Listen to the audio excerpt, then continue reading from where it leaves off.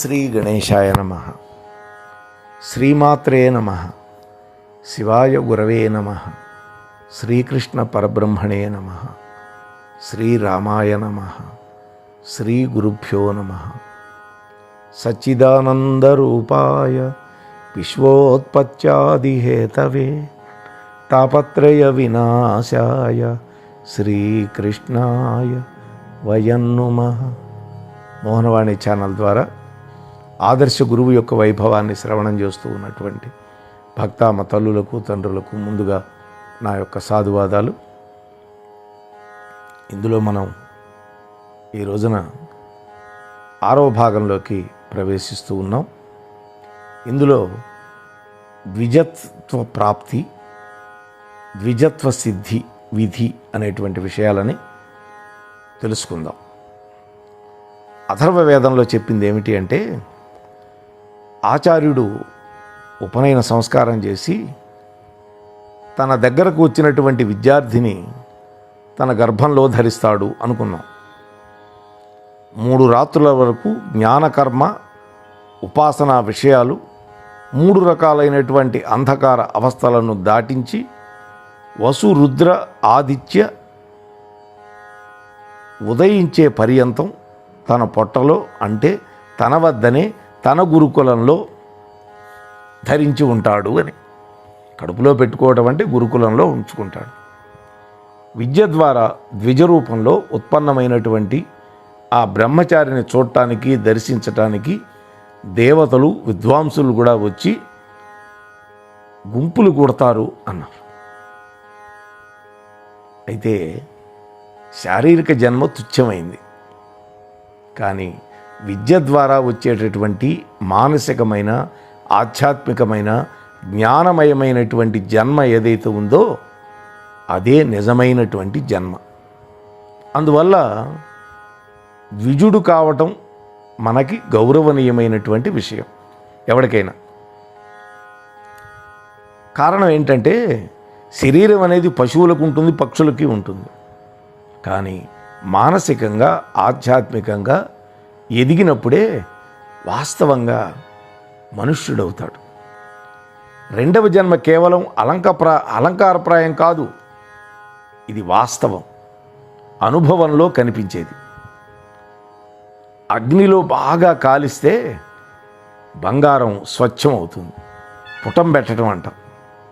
అదేవిధంగా ఆచార్యుడి యొక్క అధీనంలో గురుకులంలో ఉండి బ్రహ్మచర్య వ్రతపాలకుడైనప్పుడు ఆ పిల్లవాడు చక్కటి సంస్కారవంతుడు అవుతాడు. కానీ ఈ రోజున ఉపనయన సంస్కారం ఎక్కడ జరుగుతోంది? తేజసంపన్నుడైనటువంటి ఆత్మసమర్పణ చేయగలిగినటువంటి గురువు ఎక్కడ దొరుకుతున్నాడు మనకి? విద్యను ధారణం చేయగలిగినటువంటి విద్యార్థులు ఎంతమంది ఉన్నారు? అలాంటి వాళ్ళు ఉన్నప్పుడు ఆచార్య గర్భం నుండి వెలువడేటటువంటి స్నాతకులు సత్యస్వరూపులుగాను అజరామరులుగాను అమృత స్వరూపులుగాను తయారవుతారు. అటువంటి వాళ్ళు నిజంగా సత్యలోకవాసులై జరామృత్యువుల నుండి భయపడరు. ఆచార్యుడు యజ్ఞోపవీతాన్ని ఇస్తూ బ్రహ్మచారిని తన దగ్గరికి తీసుకుంటాడు. ఈ విధంగా ఆచార్యుడు బ్రహ్మచారుల మధ్య భేదం తొలగిపోతుంది. ఆచార్యుడు బ్రహ్మచారి ఇద్దరు కూడా అభేదం అవుతారు. వాళ్ళిద్దరి మధ్య ఏ విధమైన తేడా ఉండదు. బ్రహ్మచారి ఆచార్యుడికి సంబంధించిన వాడైపోతాడు. ఆచార్యుడికి మరొక అంగంగా విద్యార్థి ఉంటూ ఆచార్యుడి యందే తన సర్వ క్రియాకలాపాలు సాగిస్తాడు. ఆచార్యుడు శ్వాస తీసుకునేటప్పుడు విద్యార్థి కూడా శ్వాస తీసుకుంటాడు. ఇందులో అతిశయోక్తి ఏమాత్రం లేదు. గురుకుల ఆవాసం అంటే ఆచార్యుడి యొక్క గర్భంలో నివసించటమే. ఈ ఉపనయన సంస్కారం ఎట్లా జరుగుతుంది? బ్రహ్మచారి ఆచార్యుడి వద్దకు ఎలా ఆకర్షింపబడతాడు? ఏ విధంగా వాళ్ళిద్దరి మధ్య ఒక ఐక్యతా బంధం ఏర్పడుతుంది? ఈ విషయాలన్నీ చెప్పటం అంత తేలిక కాదు. కారణం మాటల్లో వ్యక్తం చేయాలంటే ఆచార్యుల వారు శిష్యునిలో తన శక్తిని అంతటినీ నింపుతాడు అని చెప్పాలి. తనలో ఉన్న శక్తిని తన శిష్యుడిలో నిక్షిప్తం చేస్తాడు. ఆచార్యుడు శిష్యుడి యొక్క హృదయంలో తన సూక్ష్మ శరీరం ద్వారా ప్రవేశించి శిష్యుడి యొక్క చిత్తాన్ని తనలో కలుపుకుంటాడు. శిష్యుడిలో ఉన్న కుండలిని శక్తిని ఆచార్యుడు మేల్కొలుపుతాడు, జాగృతం చేస్తాడు. శిష్యుడి యొక్క హృదయంలో ఆచార్యుల వారు ఒక రకమైన శ్రేష్టమైనటువంటి ఆచరణాత్మకమైనటువంటి జ్ఞాన బీజాన్ని నాటుతాడు. అప్పుడు శిష్యుడు ఆచార్యుడి యొక్క నీడలో వేగంగా వికసితమవుతాడు. ఈ ఉపనయన సంస్కార సమయంలో వాస్తవంగా 2 జ్యోతులు పరస్పరం కలిసిపోతాయి. ప్రత్యక్షంగా 2 అంతరాత్మ మధ్య సంబంధం స్థాపించబడుతుంది. ఈ మాటలు ఇవాళ ఎవరు విశ్వసిస్తారు?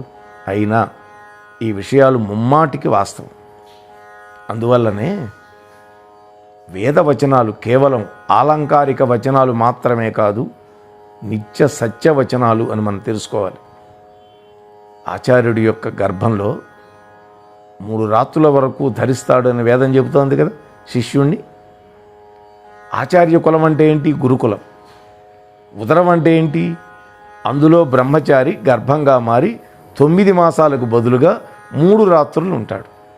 అయితే బ్రహ్మచారి ఉండే ఈ 3 రాత్రులు మామూలు 3 రాత్రులు కాదు, చాలా దీర్ఘమైనవి. ఇవి 36 సంవత్సరాలతో పూర్తవుతాయని శాస్త్రం చెప్పింది. ఆ సమయంలో 3 విద్యలు, జ్ఞాన, కర్మ, ఉపాసన, లేదా 4 వేదాల అధ్యయనం చేయగలుగుతారు. అంతకాలం పడుతుంది. ఆ రోజుల్లో ఆయు ప్రమాణం కూడా చాలా ఎక్కువ. ఇవాళ అంతకాలం విద్యాభ్యాసం చేయడానికి సాధ్యం కాదు. అయితే ఈ 3 విద్యల ప్రాప్తి కోసం ఆ బ్రహ్మచారి జ్ఞానావస్థ త్రయాన్ని దాటాలి. అందుకు 3 రాత్రులు గడపాలి. అందువల్ల ఇక్కడ 3 రోజులు అనడానికి బదులు 3 రాత్రుళ్ళు అనాల్సి వచ్చింది. వరుసగా రాత్రిళ్ళు 3 రావుగా, మధ్యలో 2 పగళ్ళు కూడా ఉంటాయిగా. అయితే ఆ పగళ్ళు గౌణములు. ఆ మధ్య వచ్చే పగళ్ళు కూడా ప్రకాశం బూదరగా ఉంటుంది. 3 రాత్రుళ్ళు గడిచిన తర్వాత వచ్చే పగలే వాస్తవమైనటువంటి పగలు. ఆ రోజే ఆదిత్య ప్రకాశం స్పష్టంగా కనిపిస్తుంది. మొదటి రాత్రి పూర్తిగానే, అంటే 12 ఏళ్ళు పూర్తయిన తర్వాత బ్రహ్మచారికి వస్తువుల జ్ఞానం కలుగుతుంది. అదే ఋగ్వేద ప్రతిపాదితమైనటువంటి జ్ఞానకాండ, పదార్థ విజ్ఞానం, భూలోక జ్ఞానప్రాప్తి. ఈ జ్ఞానంతో సంతృప్తి చెందనటువంటి బ్రహ్మచారి మరొక రాత్రి ఉండాలి, అంటే మరొక 12 ఏళ్ల వరకు ఉండాలి. అప్పుడు అతడికి రుద్రప్రకాశం కనిపిస్తుంది. అది యజుర్వేద ప్రతిపాదితమైనటువంటి కర్మకాండ. అంతరిక్ష సంబంధమైన జ్ఞానం కూడా కలుగుతుంది. 3వ రాత్రి కూడా బ్రహ్మచారి అవస్థలో గడిపితే 36 సంవత్సరాలు పూర్తవుతాయి. అప్పుడు ఆదిత్య ప్రకాశాన్ని పొంది సామ, ఉపాసన, ద్యులోక జ్ఞానం ప్రాప్తి వస్తుంది. అప్పుడు అతడికి సాక్షాత్తుగా ఆదిత్యుడి యొక్క దివ్య దర్శనం కలుగుతుంది. అప్పుడు ఉపనయన సంస్కారంలో బ్రహ్మచారికి చూపించేటటువంటి సూర్య దర్శనం అనేటువంటి మహదుద్దేశ్యం పూర్తవుతుంది. అథర్వ వేదానికి సంబంధించినటువంటి విజ్ఞాన కాండకు ఇందులో కలిపి ఉందని వేరే చెప్పక్కర్లా. ఏ బ్రహ్మచారి కానీ 36 సంవత్సరాలు లేకపోతే తన యొక్క శక్త్యానుసారం ఇంకా తక్కువ కాలంలో కానీ ఈ 3 రాత్రులు ఆచార్యుడి యొక్క అధీనంలో ఉంటాడో అతన్ని ఆదిత్య బ్రహ్మచారి, అతడే ఆచార్యుని యొక్క గర్భం నుండి పూర్ణంగా జన్మించాడు అని చెప్పడానికి వీలవుతుంది. చూడండి, నచికేతుడు కూడా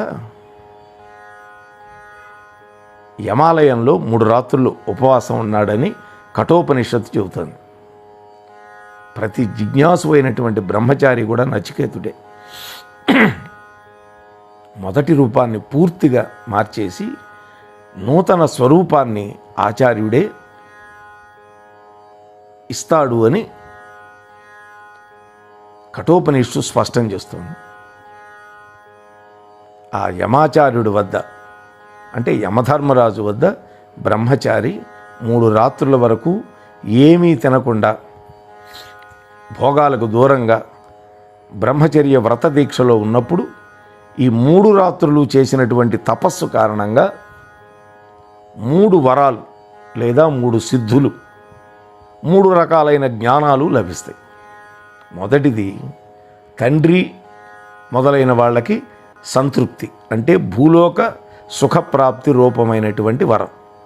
ఇక రెండోది అంతరిక్షానికి సంబంధించినటువంటి స్వర్గ సంబంధమైన అగ్ని జ్ఞానం. ఇక మూడోది గుహ్యమైన అంటే అతి రహస్యమైనటువంటి ఆత్మతత్వానికి సంబంధించినటువంటి దివ్య జ్ఞానమయమైనటువంటి అతి దుర్లభమైనటువంటి వరం. నిస్సందేహంగా ఈ 3 రకాలైనటువంటి జ్ఞానాలు పొంది ఈ ఆదిత్య బ్రహ్మచారి సత్య అజర అమర స్వరూపుడవుతాడు. ఇదంతా 3 రాత్రులు భోగరహిత జీవితం ఫలితమే. ఆచార్యుడి యొక్క గర్భంలో సుదీర్ఘమైనటువంటి ఈ 3 రాత్రములు గడిపినటువంటి బ్రహ్మచర్య జీవిత ఫలం గనక లేకపోతే ఆదిత్యుడు అనబడేటువంటి దివ్య జన్మ ప్రాప్తి అసంభవం. ప్రపంచంలో ప్రసిద్ధి పొందినటువంటి పురుషోత్తముడు శ్రీరామచంద్రుడు, యోగిరాజు శ్రీకృష్ణ భగవానుడు, మహర్షి దయానందుడు మొదలైన వాళ్ళందరూ కూడా ఈ దివ్య జ్ఞానాన్ని పొందటానికి ముందు ఇలాంటి అంధకారమయమైనటువంటి అవస్థలలో రాత్రులలో గడిపినటువంటి వాళ్ళే. రాత్రితోటి అంటే అజ్ఞానంతో బ్రహ్మచారి చేసినటువంటి నిరంతరమైనటువంటి యుద్ధం ఏదైతే ఉందో అది తపస్సు వల్లనే ఆ వ్యక్తి జులోకం వరకు చేరగలుగుతాడు, ఆదిత్యుడవుతాడు, నూతన జన్మను పొందగలుగుతాడు. ఈ విధంగా ఒక ఆదిత్య బ్రహ్మచారి ఆచార్యుడి యొక్క గర్భం నుండి జన్మిస్తే అతడు సూర్యుడి వలె జగత్తులో ఉదయిస్తాడు. అతన్ని దర్శించటానికి దేవతలు విద్వాంసులు కూడా వస్తారు. నూతనంగా ఒక బాలుడు భౌతికంగా పుట్టినప్పుడు ఇరుగుపురు వాళ్ళందరూ చూస్తారు వచ్చి. అదేవిధంగా ఈ మహాదివ్య జన్మనెత్తినటువంటి ఆదిత్య బ్రహ్మచారిని చూడటానికి కూడా విజ్ఞులు ఎంతమందో వస్తారు. ఈ సమయంలో దేవతలే వస్తారు అన్నప్పుడు ఇంకా చెప్పేదేముంది? మామూలు ప్రజలు ఈ దివ్య మహత్యాన్ని తెలుసుకోలేరు. అంతేకాదు మామూలు విద్వాంసులే కాకుండా దివ్య పురుషులు, జ్ఞానశ్రేష్ఠులు, గురుకులం నుండి స్నాతకుడైనటువంటి పూర్ణ విద్వాంసుల్ని దర్శించడానికి వస్తారు. అంతేకాదు ప్రపంచంలో ఉన్న స్థూల సూక్ష్మ దివ్యశక్తులు అంటే దేవతలు కూడా ఉదయించినటువంటి సూర్యుడికి అభిముఖులై దర్శించేటటువంటి ప్రజల్లాగా ఈ మహత్వపూర్ణమైనటువంటి సన్నివేశాన్ని చూడటానికి వచ్చి బారులు తీరుతారు. మొదటి 2 రాత్రుల్లో ఈ క్రింది విషయాలని ఎవడైతే హృదయగతం చేసుకుంటాడో అప్పుడు మాత్రమే ఈ విషయాలు పూర్తిగా అవగతం అవుతాయి. దేవతలందరూ ఆ ఆదిత్య బ్రహ్మచారికి అనుకూలంగా ఉంటారు. అప్పుడు వాళ్ళందరూ అతన్ని అనుసరించి వెళతారు.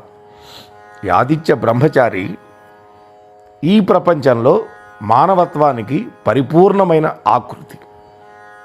అతడు దేవతలకు కూడా దర్శనీయుడే. నిజంగా ఇలాంటి ద్విజన్మ సంభవించినప్పుడు సమస్త దేవతలు ఆనందంతో అతడికి ఎదురుకు వెళ్ళి స్వాగతం చెబుతారు. ఈ వైభవం ఎవరి వల్ల వస్తుంది? గొప్ప ఆచార్యుడి వల్ల మాత్రమే అవుతుంది. ఇక శిష్టాచారం ఏంటి? శిష్యులను గురించి వాళ్ళ ఆచారాలను గురించి మహాభాష్యకారుడైనటువంటి పతంజలి మహర్షి ఎంతో చక్కగా వ్యక్తం చేశాడు. సజ్జనుడు, శాస్త్రవిహిత కర్మను చేసేవాడు అనేటువంటి అర్థంలో ఈ శిష్ట శబ్దం మహాభాష్యంలో చెప్పారు. శిష్టులు అంటే అలాంటి వాళ్ళు. శిష్టులు ఎవరిని ప్రశ్నిస్తే తానే స్వయంగా సమాధానం కూడా చెప్పాడు పతంజలి గారు. శిష్టుడికి 2 విశిష్టతలు ఉన్నాయి అన్నారు. ఒకటి నివాసం, 2 ఆచారం. శిష్యుడు కావడానికి ఏ ఆచారం అవసరమో అది ఆర్యావర్త దేశం నుండే సులభంగా దొరుకుతుంది, అంటే మన దేశం నుంచి. అందువల్ల ఆర్యావర్తనంలో ఉన్నటువంటి బ్రాహ్మణుడు, కుంభీధాన్యుడు, అలోలుపుడు, ఇంద్రియ వశంకరుడు, ఏదో ఒక విద్యలో పారంగతుడైనాడు శిష్యుడుగా పరిగణింపబడుతున్నాడు. ఇక ఆచార్య మహిమ ఏం చెప్పింది మహాభారతంలో అంటే, ఋత్విక్కు, పురోహితుడు, ఆచార్యుడు ఈ ముగ్గురు సాధారణంగా కుసుమ కోమల స్వభావం కలిగిన వాళ్ళుగా ఉంటారు. వేదాలను కంఠస్థం చేస్తారు. క్షత్రియ తేజస్సు కూడా బ్రాహ్మణుణ్ణి సమీపించగానే శాంతిస్తుంది. ధర్మయేవ గతిస్తేషాం ఆచార్యో ఉపాసనాత్ భవేత్. దేవలోకం ప్రపద్యంతే ఏ ధర్మం పర్యుపాసతే అని మహాభారతం చెప్పింది. ఆచార్యుణ్ణి సేవించే మానవులకి ధర్మమే ముఖ్యమైనటువంటి ఆధారం. ధర్మాన్ని పాటించే వాళ్ళు దేవలోకానికి వెళతారు అంటుంది. ఆచార్యుడే తండ్రి, విశ్వాసపాత్రుడైనటువంటి మిత్రుడు కూడా. ఒక అతిథి ఆచార్యుడితో అంటాడు, అయ్యా ఫలానా వస్తువు నా గృహంలో తయారుగా ఉంది, దాన్ని మీరు స్వీకరించండి అని నివేదించుకుంటాడు. ఆ తరువాత వారు ఎలా ఆజ్ఞాపించినా అట్లా చేయాలి. అలా చేయడాన్ని ధర్మాన్ని పాటించినట్లు అని చెబుతాం. ఇంకా మహాభారతం ఏం చెప్పిందంటే, నా వంటి విద్యా విహీనుడి యొక్క శ్రవణ పుటాలలో విద్య అనేటువంటి అమృతాన్ని ఎవరు నింపుతారో అలాంటి ఆచార్యవర్యుణ్ణి నేను తండ్రిగాను తల్లిగాను భావిస్తాను. అతడు మానవ జన్మ పొంది అలాంటి పరమపూజ్య గురుదేవుడు చేసినటువంటి మహోపకారాన్ని స్మరించుకుంటూ ద్రోహం తలపెట్టకుండా ఉండుగాక అంటాడు. అంత శ్రేష్టమైనటువంటి సత్యజ్ఞాన ప్రదాత, నిధులలో ఉత్తమ నిధి అయినటువంటి విద్యానిధిని అందించేటటువంటి పరమ పూజనీయుడైనటువంటి గురువు నుండి విద్యను పొంది అతన్ని ఆదరించినటువంటి వాడు అస్థిరమతి అయి పాపజనిత దుఃఖమయ జన్మలు పొందుతాడు అని మహాభారతం చెబుతోంది.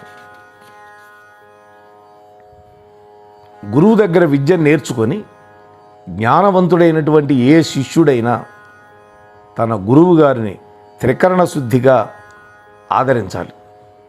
మనసా వాచా కర్మణ. అలా గనక చెయ్యకపోతే, గురువు ఉపదేశాన్ని పాటించకపోతే అలాంటి శిష్యుడికి ఆ విద్య ఉపయోగపడదు, నిరుపయోగం అయిపోతుంది. మహాత్ములు, ఆసక్తి రహితులు, సత్పురుషులలో ఉత్తములు, సదా పరమానంద రస నిమగ్నులు, విశాలమైన జ్ఞాన సంపన్నులు, అపార దయాసముద్రులు అయినటువంటి గురుదేవులకి మాటిమాటికి నమస్కారాలు చేయాలి అని కూడా మహాభారతం చెబుతోంది. ఏ గురువు కానీ ఆచార్యుడు కానీ వేద జ్ఞానం ద్వారా 2 శ్రవణాలను చక్కగా పూరిస్తాడు. ఇక్కడ శ్రవణాలంటే చెవులు. అతన్నే తల్లిగాను తండ్రిగాను గుర్తించాలి. అలాంటి గురువుని గురించి ఎన్నడూ కించిత్తు కూడా ద్రోహచింతన చేయకూడదు. ఇదే భావం కలిగినటువంటి శ్లోకం నిరుక్త శాస్త్రంలో కూడా చెప్పారు. ఇక ఆచార్యుడి విషయంలో శిష్యుడి యొక్క కర్తవ్యాలు ఏంటి, ఎలా ఉండాలి గురువుగారి పట్ల? మహర్షి దయానంద సరస్వతి వారు తాము రచించినటువంటి వ్యవహార భానువు అనేటువంటి గ్రంథంలో అబద్ధాలు విడిచిపెట్టి సత్యాన్నే చెప్పడం, సరళంగా ఉండడం, దురభిమానం చూపించకుండా ఉండడం, డాబు దర్పం చూపకుండా ఉండడం, ఆజ్ఞలను పాటిస్తూ ఉండాలి. గురువును నిందించకూడదు. గురువు సమీపంలో ఉన్నతమైన ఆసనం మీద కూర్చోకూడదు. శాంతంగా ఉండాలి, చపలత్వం ఉండకూడదు. ఆచార్యుడు దండించినా ప్రసన్నంగానే ఉండాలి. ఎప్పుడూ ఆచార్యుడి మీద కోప్పడకూడదు. ఆచార్యుల వారు ఏదైనా ప్రశ్న వేస్తే చేతులు రెండు జోడించి వినమ్రుడై జవాబు చెప్పాలి. ఆచార్యుడు గురువుగారు ప్రశ్న వేస్తే అర్థమవుతుంది కదా. ఇంకా ఆచార్యుడు ఉపదేశం చేసేటప్పుడు మనస్సు పెట్టి వినాలి. నవ్వులు నవ్వటం, వెకిలి చేష్టలు చేయటం చేయకూడదు. శరీరాన్ని వస్త్రాలని పరిశుభ్రంగా ఉంచుకోవాలి. మురికి ఉండకూడదు. ఏదైనా చెప్పినట్టు చేయడం నేర్చుకోవాలి. జితేంద్రియుడుగా ఉండాలి. లంపటుడుగా ఉండకూడదు. వ్యభిచారం చేయకూడదు. సజ్జనులను ఎల్లప్పుడూ గౌరవించాలి. ఎప్పుడూ గురువుని అవమానించకూడదు. ఇతరులు చేసిన ఉపకారాన్ని గుర్తుపెట్టుకొని కృతజ్ఞతాభావంతో ఉండాలి. సోమరిగా ఎప్పుడూ ఉండకూడదు. విద్యార్థి సోమరితనం పనికిరాదు. విద్యాప్రాప్తికి తగినటువంటి సాధనాలన్నిటినీ సాధిస్తూ ఉండాలి. విద్యాప్రాప్తికి వ్యతిరేకమైనటువంటి పాప కర్మలని, అంటే కామ క్రోధ లోభ మోహ మద మాత్సర్యాలనేటువంటి అరిషడ్ వర్గాలని వదిలిపెట్టాలి. ఎప్పుడూ కూడా ఉత్తమమైనటువంటి గుణాలు మాత్రమే అలవాటు చేసుకోవాలి. పాపకర్మలతో క్రోధం, విద్యాగ్రహణంలో లోభం, సజ్జనుల పట్ల మోహం, దుష్టకర్మల్లో భయం, పుణ్యకార్యాలు చేయటంలో శోకిస్తూ విద్య మొదలైన శుభగుణాల ద్వారా ఆత్మని వీర్యము మొదలైన ధాతువులతో సంరక్షించుకుంటూ జితేంద్రియుడై శారీరక బలాన్ని సదా పోషించుకుంటూ ఉండాలి. ఇది ఉత్తమమైనటువంటి విద్యార్థి యొక్క లక్షణం. అలవాటు చేసుకోవాలి. ఇక శిష్యుడి విషయంలో ఆచార్యుడు ఎలా ఉండాలి? ఇప్పుడు శిష్యుడు ఎలా ఉండాలో చెప్పాం. గురువు ఎలా ఉండాలి శిష్యుడి పట్ల, అది కూడా తెలియాలిగా. శ్రద్ధగా వినండి. గురువు ప్రవర్తన వల్ల, విద్యాబుద్ధులు నేర్పేటటువంటి విధానం వల్ల, గురువు యొక్క సదాచారం వల్ల తన యొక్క విద్యార్థి విద్వాంసుడుగా, చక్కటి శీల సంపన్నుడుగా, అభిమానరహితుడుగా, సత్యవాదిగా, ధర్మాత్ముడుగా, ఆస్తిక్య భావనతో ఉండేటట్టుగా, పురుషార్థాలను సాధించేవాడుగా, పరోపకారిగా మారాలి. వీరుడు, ధీరుడు, పవిత్ర ఆచార సంపన్నుడు, శాంత స్వభావి, దమనశీలుడు, జితేంద్రియుడు, రుజుమార్గ వర్తనుడు, ప్రసన్న వదనుడుగా శిక్షణ పొందాలి గురువు దగ్గర. తల్లిదండ్రులని, ఆచార్యులని, అతిథులని, బంధువులని, మిత్రులని, అంటే ప్రభుత్వాన్ని, ప్రజలని గౌరవిస్తూ వాళ్ళకి ప్రియపాత్రుడిగా మెలిగేటట్టుగా తీర్చిదిద్దబడాలి. ఎవరితో మాట్లాడుతున్నా విద్యార్థి యొక్క ముఖం నుండి వెలువడేటటువంటి అక్షరాలు, పదాలు, వాక్యాలు శాంతిపూర్ణంగా ఉండాలి. ప్రశాంతంగా జవాబు ఇవ్వాలి. శిష్యులు గనక చెడు పనులు చేస్తే, లేదా మురికి వస్త్రాలు ధరించిన, తరగతి గదిలో అసభ్యంగా కూర్చున్న, నిందలకి, ఈర్ష్యకి, ద్రోహాలకి, వివాదాలకి పాల్పడ్డా, ఒక్కొక్కసారి చాడీలు చెప్పిన, మిథ్య ఆరోపణలు చేసిన, అతిగా తిన్నా, అతిగా నిద్రపోయినా, అతిగా మేల్కొని ఉన్నా, దొంగతనాలు చేసిన, సోమరిపోతుగా ఉన్నా, వ్యర్థంగా కాలం గడుపుతూ ఉన్నా, విషయభోగాల్లో పాల్గొంటూ ఉన్నా, దుష్టులతో సహవాసం చేసిన వారిని గురువులు యథాపరాధంగా దండించాలి. అప్పుడే వాడిలో మార్పు వస్తుంది. ఇన్ని విషయాలు గురువుగారి పట్ల విద్యార్థి అనేవాడు అలవరుచుకోవాలి. ఇన్ని మంచి విషయాలు మనం ఈ 6 రోజులుగా చర్చించుకున్నాం. రేపటి రోజు ఇంకా గురువుగారు ఏ విధంగా శిష్యుల పట్ల ఉండాలో తెలుసుకునే ప్రయత్నం చేద్దాం. అంతవరకు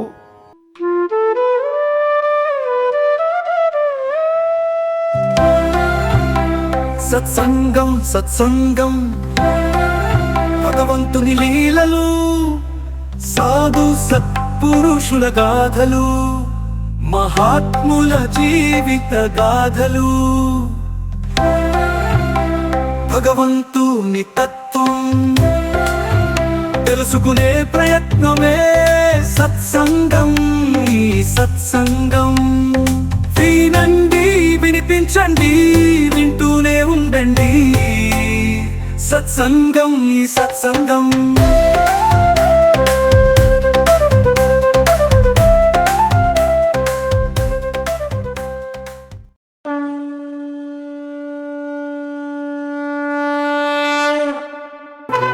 వినుడు వినుడు శ్రోతలారా, మహాభారత కథలు మన మనుగడ కోసం అందించిన కథలు. శూరులు ధీరులు వీరుల చరితలు, మన కృష్ణయ్య బోధించిన బోధలు. ఎంత విన్నా తరగని చెరగని మరువలేని మన భారతం, మహాభారతం.